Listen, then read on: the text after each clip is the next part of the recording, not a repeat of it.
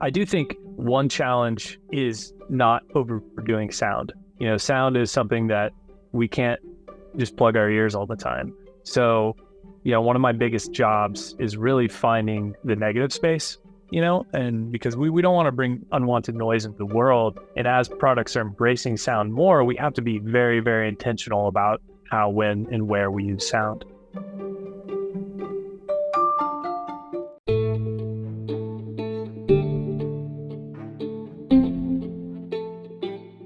Hi everyone, thanks for tuning into Notes of Design. In this episode, we have a very special guest with us. Let's welcome Connor Moore, a seasoned design leader focused on audio UX and audio branding space. For the last 15 years, Connor has been able to work with some of the most forward-thinking brands, creating innovative sound solutions that drive functionality and build brand affinity. These clients span a range of industries and include the likes of Google, Lucid Motors, Ford, Peloton, Uber, Airbnb, and State Farm, to name a few. Connor founded CMoore Studios at a time when brands first began considering sound and music as a core part of their identity systems. During this time, he was primarily focused on creating branded audio user experiences for products, apps, and digital experiences with a focus on emerging technology. Connor is currently Executive Creative Director at Listen, an audio branding company based in New York, working with a range of brands across industries. In his current role, he leads the creative team producing audio UX, sound logos, experimental audios, and branded music that span a brand's entire ecosystem. So get ready to dive into the magic of sound with audio UX mastermind Connor Moore. In this episode, we have jam-packed insights starting from Connor's epic journey into audio UX, from his earliest experiments to designing mind-blowing soundscapes for apps, voice assistants, and many more. Cracking the code of audio UX, we talk about why is it important than just making things sound pretty and how it shapes the way we interact with technology. Then we spoke about the secret sauce of designing for sound, the crafting of clarity, building trust, and creating experiences that leaves the user humming happily. Later then, Connor shares great insights on how to tackle unique challenges that comes along with audio UX and how to design for accessibility and different platforms. We then discuss the future of audio user experience design evolving with the rise of AI tools, and concluded the show by Connor's favorite books and his day-to-day adventures in sound and amazing people who inspired him. Along with that, he also shared a wonderful story of reviewing his work with Jeff Bezos. So buckle up, put on your listening ears, and get ready to unlock the world of audio UX with Connor Moore.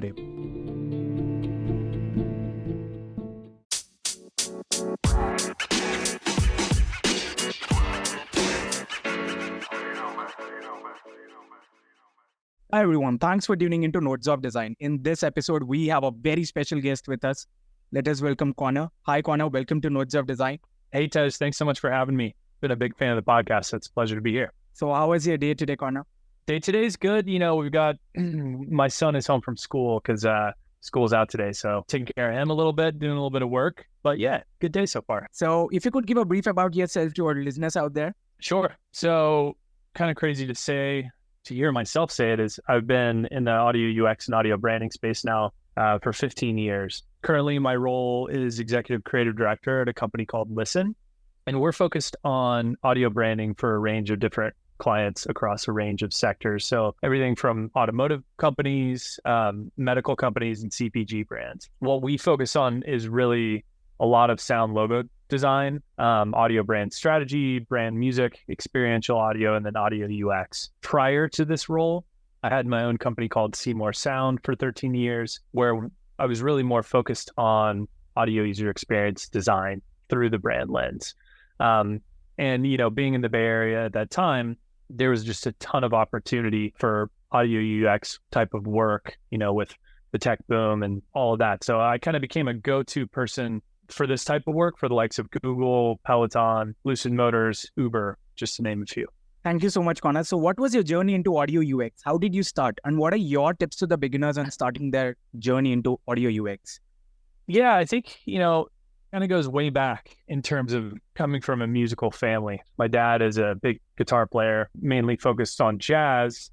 My brothers are instrumentalists. So music was always a big part of our upbringing, listening, playing, all of that. So I started playing it at quite a young age. Went to college, and fast forwarding a little bit here. Went to college at the University of Kansas and studied anthropology and ethnomusicology. And at the time was playing in a bunch of different bands. I was collecting records, DJing, And at that time, it was kind of the beginning of a program called Ableton Live, which is what we call a DAW, the digital audio workstation, where you can produce your own music or use it for sound design. So I started producing my own music. I was a multi-instrumentalist and really kind of fell in love with it. And so after college, I decided to go to music production and sound design school in San Francisco, where that really became my focus. And at the time, both of my brothers had their own branding agencies in San Francisco. So I got to connect with various people, that were friends of theirs who were also in the same field, got to learn a lot about their process on the visual side of things. And it really just kind of piqued my interest and made me realize, like, wow, why isn't this really happening at the level that it should on the audio side? So from there, I was connected to various friends of my brothers, and it's kind of crazy. Actually, I can draw my career back to two individuals mainly. Shout out to Hideki Awa and Robert Murdoch, who, at the time were kind of licensing music from me for their projects. I was composing music for some of their projects. And one day they called me in for sound design for a product they were pitching to Samsung. I had never done this type of work. This is kind of early days of audio UX. But of course I said yes. I jumped in, and that kind of opened up the door of opportunity, within the company they worked for at the time called Method, who was a digital branding agency in San Francisco. So I did a lot of work with them. And then, as they kind of moved on from there and to different companies, they pulled me into some really cool opportunities, and the network just kind of expanded quite organically. It was also a time, 2008, 2012-ish, there's a big boom in technology and product design, and audio UX really became something companies wanted to include as a part of their design system. So it was a really cool time. I was able to be pulled into one of my earliest projects, was working with the Google X Labs on Google Glass. Very new emerging technology projects like that. I really got to learn kind of on the fly. So it was a really great experience. And it just kind of very organically spread from there. I kind of became one of the go-to people for audio UX design. As far as how people get involved in this space, I think it really applies to any type of wherever anyone goes, and the start of their career, wants to go at the start of their career. You have to say yes to a lot of things. You have to get your hands dirty in a lot of areas. Thinking back to that time, I was composing music. I was mixing, full sound for documentary films. I was doing dialogue editing. I was doing audio UX. I was kind of touching literally everything I could to see what I gravitated towards.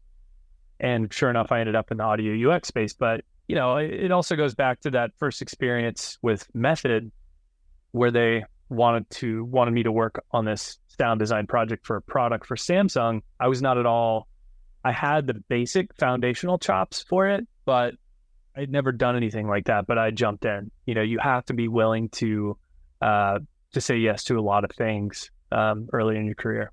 Thank you so much, Connor, for sharing such wonderful journey with us.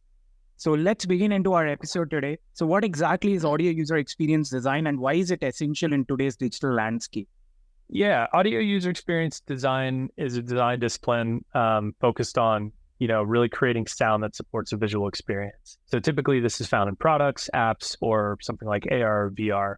The sounds we usually create in an audio user experience are designed to guide or support a user experience. So when you think of what types of sounds are these, these are typically alerts or notifications that express certain types of states. Is it a successful state? Is it an error state? Is it a warning? Is it like a general alert that gets users' attention? So that's kind of the basis of what audio user experience design is. Why I think it's important today is we have an opportunity to really make product experiences more multi-sensory, right? Engaging the senses more, that allows them to be more immersive, but also more functional. The more multimodal our experiences become, the more accessible and informative they will be to a range of users. So in different types of design are better at communicating different intentions. So I see sound as just one of those tools that can be used to improve functionality or immersion within an experience. But, that's speaking to function. There's also an opportunity to add personality, right? That is reflective of brand. And that's where some of the process within audio branding can be infused into audio UX design.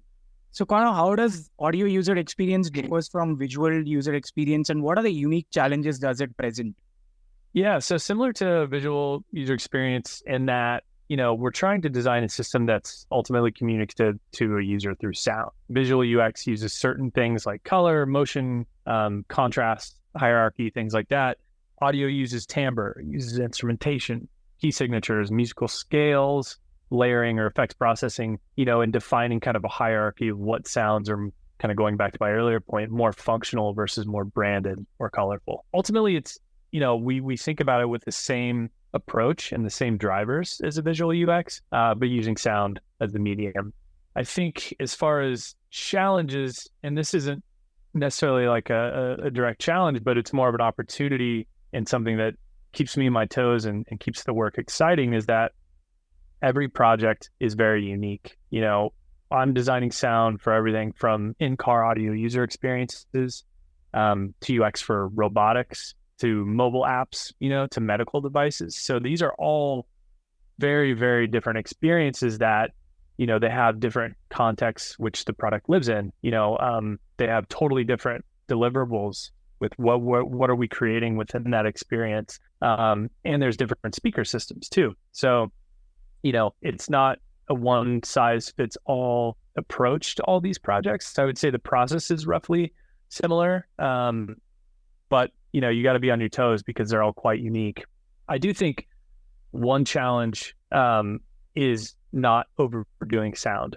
Sound is something that we can't just plug our ears all the time. So, one of my biggest jobs is really finding the negative space, and because we don't want to bring unwanted noise into the world. And as products are embracing sound more, we have to be very, very intentional about how, when, and where we use sound. Thank you, Connor. So how do you approach the process of designing an effective audio user experience? What are the different steps involved?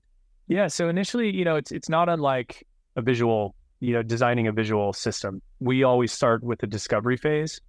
We kind of break it out. The way I think about it, I break it out into two components. Number one being the where and the when.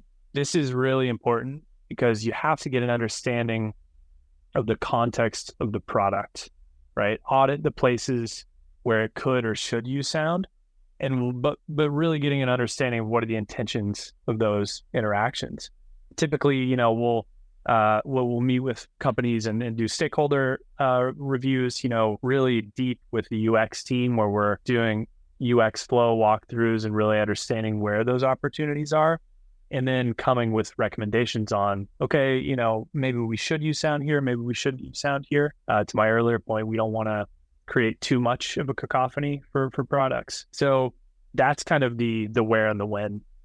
For how, this is more about how could the personality of the sound be shaped through that brand lens. So we review any design or brand briefs to really better understand the product and the brand. This allows us to see what are the principles or attributes that are driving their design language, from a visual and verbal standpoint. And we can really tap into those, even use the same terminology, but translate them into music and sound characteristics that help us put an objective lens on the process, which is really important. Sound is subjective, right? So some people in the room may not like a certain instrument, but we have to come back to, what are the key objectives? How are you communicating your brand or your design principles visually and verbally?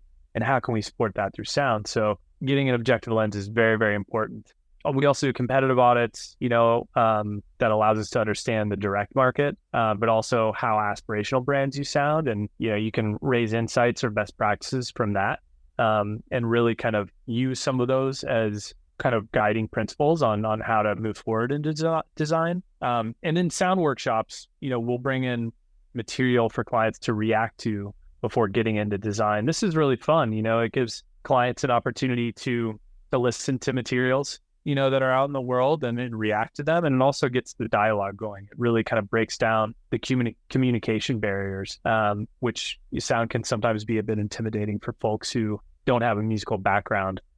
Part of this also is understanding the speaker capability, right? So that's like one of the biggest things. As I mentioned, we're working on a range of devices and products, and they're all very different. So a client might have high aspirations for a rich, immersive product experience, but in reality, speaker they're shipping with could be really small and only produce in certain frequencies. So that's a very, tactical thing we have to really get a good understanding of. Okay, so and then after the discovery phase, we go into a design phase. This is a collaborative, iterative process where, in round one, we'll likely go quite wide in terms of what these sounds could sound like from a, personality and characteristic standpoint. And that narrows over time. That's a collaborative process between, the creative team on our side and the client team, where we're taking feedback and iterating based on that. We also introduce testing with, some clients have internal teams that want to be part of the testing, or we introduce a third-party testing partner. And then lastly is optimization. So optimizing files for that particular speaker, right? So making sure it's performing correctly and sounding great in the product. Thank you, Connor. So what are the key considerations that audio professionals must consider when designing for different audio user experiences, such as for mobile apps, voice assistants, or virtual reality? How does the process differ when we go from these different surfaces to surfaces? Yeah, great question. And it kind of goes back to some of the things I mentioned earlier. You have to understand the context of the product experience. Where does it live? Where is the product in relation to the person? Even, mobile apps often live in your pocket, whereas, smart speakers live in your kitchen or living room. So those are really understanding where devices live and how they should kind of interact with people is kind of step one. Number two is understanding what the device is capable of, as I mentioned, with the speaker spec, getting a strong understanding of just the levels of, the frequency spectrum, and can it produce low end, can it produce high end? That really informs design and what we can accomplish from a design standpoint. One of the other things I think about a lot is a spectrum of alerts from functional to colorful. Where is there an opportunity to introduce delight or just more layering that adds more color to the experience versus very functional sound. So early in the process, we'll get an asset list from a client, and I'll kind of go through and map what I think is, these are more functional sounds versus these could, we could infuse more personality into these. And then, we also think of sound on another spectrum when thinking about warnings, especially do a lot of work in the automotive space. These are very real life. You have to be highly reactive to some of these sounds, like something like a Ford collision warning. That's a high severity alert.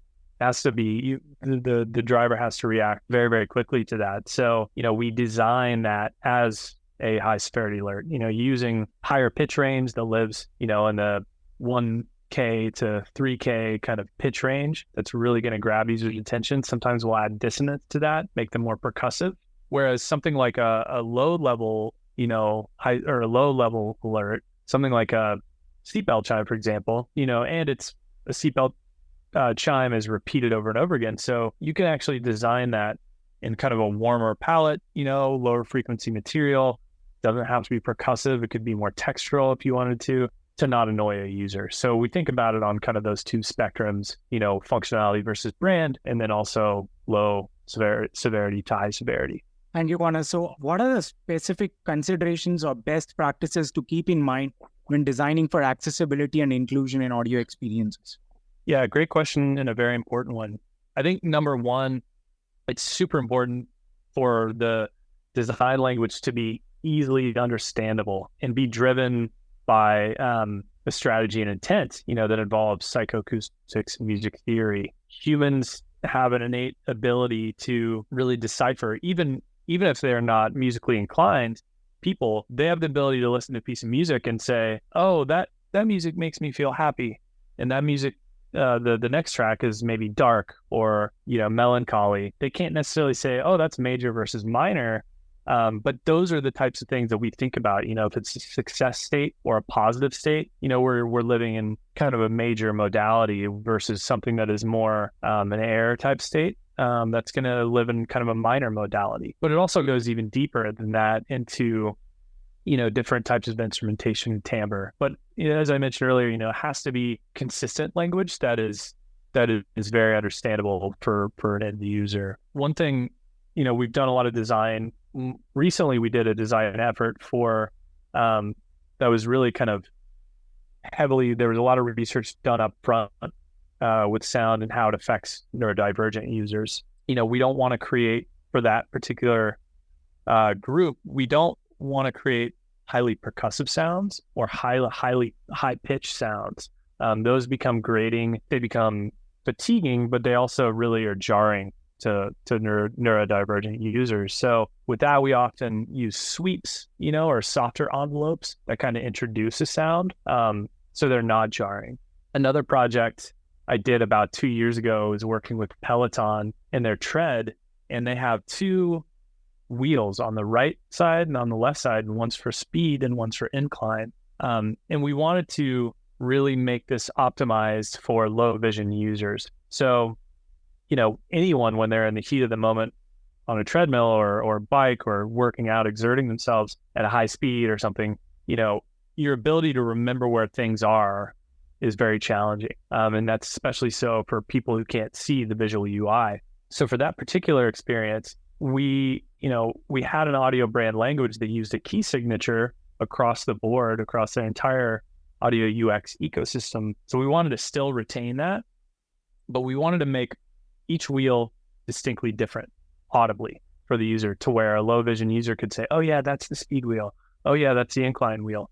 So what we did is on the speed wheel, we included kind of a layer that was kind of a higher pitch, glassier tick kind of to the sounds. And then on the left side, it was a more muted tone.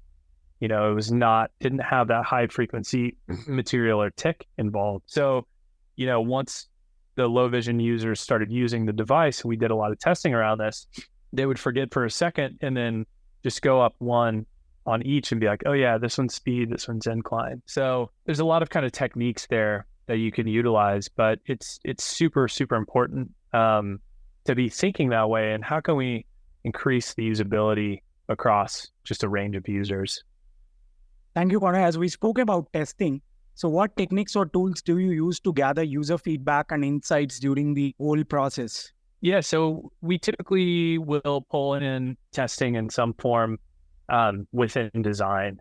And this is so we can, do the testing and then collect feedback and continue iterating on design to make it better. A lot of companies have internal test groups where, I'll work with them to kind of set up the testing and then obviously collect that feedback and continue iterating. I also use third-party partners to make sure the interactions are communicating the right intention. So those tests often are kind of what I was speaking to earlier, giving them a range of alerts where, and then you ask questions around them. Does this communicate, more of a negative state or a positive state? Does this sound communicate high severity or low severity type of alert? And then we take those and really, refine based on that feedback. Some of the testing, I did a really interesting test. I was working with a company called Serve. At the time, I think they were owned by Postmates, but they've developed a delivery robot.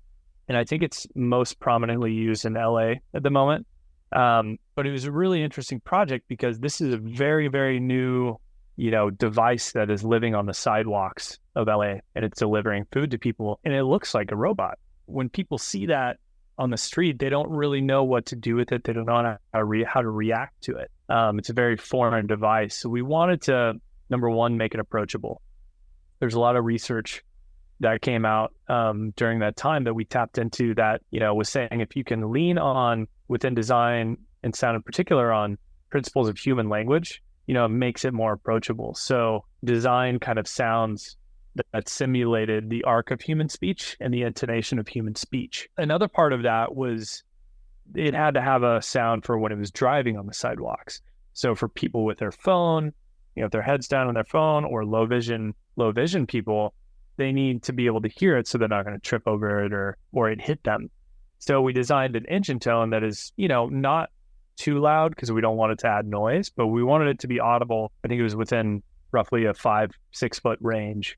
And we did some testing around this it was a group of about 10 low vision people on the streets of San Francisco. And it was really fascinating. We found that different types of tonalities and different pitches worked better. Different chordal structures even were more audible within those environments. And these were tested in, I think it was down on Market Street in San Francisco. So it was a very, very loud environment. But it's crucial. You have to implement your design into these products and get that feedback in order to really know that it's gonna function well out there. So Connor, how do you see the future of audio user experience design evolving? And what are the new possibilities or challenges do you anticipate? Yeah, great question. I think it's a really interesting time within the technology space and how kind of audio can play a role within the space. Just thinking back, or not necessarily back, but thinking about things like smart speakers and wireless earbuds, over the last 5 years, these really allow us to interact with things like voice assistants, that are not reliant on a visual UI. So taking that one step farther, what does that form of technology look like, in the next 5 years? I don't really know the answer to that, but I think there's a massive opportunity here for sound to be a key element guiding user experiences. Also, I've seen a lot of interest from companies that are developing, devices in our homes, like washers, dryers, refrigerators, dishwashers. These are just now evolving out of the space of piezo speakers, which piezo speakers are really, really small speakers that can only play a simple single tone in a high pitch range that are quite annoying. So ultimately now we have the ability to do more robust design across these types of products, which really are going to make our homes a more pleasantly designed space. I think I have a couple products in my home. I won't call out the brand, but they play these longer kind of jingles and songs. And that type of design, approach really is moving away. I can gladly say. So I think these companies have a real appetite for robust design, on a frequency spectrum level and what the capabilities are there, but also just more refined thinking about, how we approach sound within those experiences. Even when you look at the automotive space, it's really gone very recently from those little beeps, to full Dolby Atmos in a very, very rapid period of time. So I think you're going to see that across many sectors, across many types of products, which is huge. Not necessarily Dolby Atmos, but just more capability, which is super exciting. So I think the future is bright. I think the challenge might be, how do we rein it in? How do we, as more products enter the space, as sound is becoming a key component of design systems, how do we just make sure we're not creating too much? Where can we use, again, going back to my conversation on multimodal design, let's lean on visuals, let's lean on sound, let's lean on haptics in a way to where you don't have to overuse one of those, but you can use them together in ways that, are the most efficient and the most useful to the end user. Connor, what do you think with the rise of AI? How will the future of audio user experience will be like? So how will AI assist in generating sounds or helping the audio professionals? Yeah, I think it's a good question. Very relevant right now. I think there's a potential, there are a couple tools out there now that can, you're seeing AI's impact on music and creating music. And I think at its current state, you still need the human touch. You still need that human element that's going to give it something really unique. Right now, we're in a space where it kind of sounds stock. And I think it would be the same in application to UX. But I think it's a very powerful platform in whatever medium you're using it to get inspiration, right? Using the tools and saying, okay, here's what we're trying to create. Here are the key drivers. What does it output?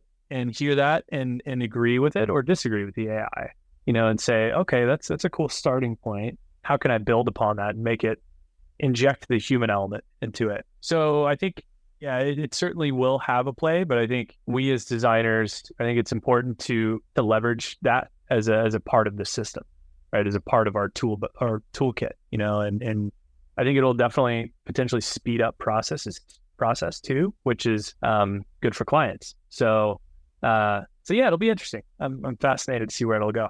Thank you so much, Connor, for sharing all these wonderful insights with us. So could you please share with us, how does your day look like? Any interesting stories? Yeah, every day is quite different, I would say. It really depends on what active projects we have going on or what key objectives are at that moment. My primary role is working with our creative team to get the best results for different projects. So, that's typically reviewing creative work from the team and working with sound designers or composers to make sure the design that we're creating is exciting and also really hitting the key points of the briefs that I create. I'm also preparing tons of presentations for clients, compiling our work, putting it in a deck format and giving presentations to them, but also briefs for our active work for composers, but also for clients. My current role also, a big part of that is business development. So pitching to prospective clients is a big part of that, or creating materials to share with prospective partners. Yeah, so that's kind of an average day.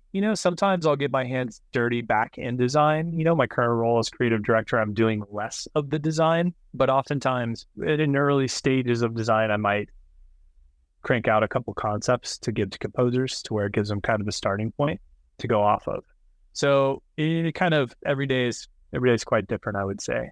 Interesting stories. I think this is an interesting story. It's kind of a funny one. I've had the chance to review some of my work over the past 15 years with some folks pretty high up the chain, which can be very fun, but also nerve-wracking, as many listeners probably know. One of those, this is probably 9 or 10 years ago. I was working as a creative director with Amazon on their product that was called the Fire Phone, which didn't fare too well out there, unfortunately. But so I was creative directing another audio branding agency for that work, and we went up the ranks, through executive leadership, showcasing the work, getting sign off up the chain. And the last review was with Jeff Bezos. So I'm in this room with 15 executives, and Jeff Bezos walks in, and he says, "Hey, what are we reviewing today?" And the VP of design at the time says, "Well, we're reviewing sound for Fire Phone, for the new product." And he goes, "Oh, great. First thing I do when I get a new phone is turn the sound off." So that was a very awkward and challenging way to kick off a review, but I'm actually really proud of the work. I think some of that work was really kind of a early day way of thinking with sound for alarms and ringtones of sounds that gradually evolve over time and become, more multi-layered over time rather than just being a 5-second loop. So it was a very musical experience, a very beautiful experience, but yeah, that was definitely a peak moment in my career, and one that I'll never forget.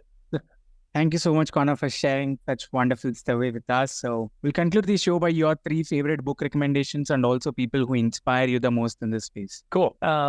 Yeah, number 1, I'd say The Creative Act by Rick Rubin is really, really a great read for anyone, and I think one of the key takeaways is that there's a couple key takeaways that I love about the book, but you don't have to have creative in your title to be a creative.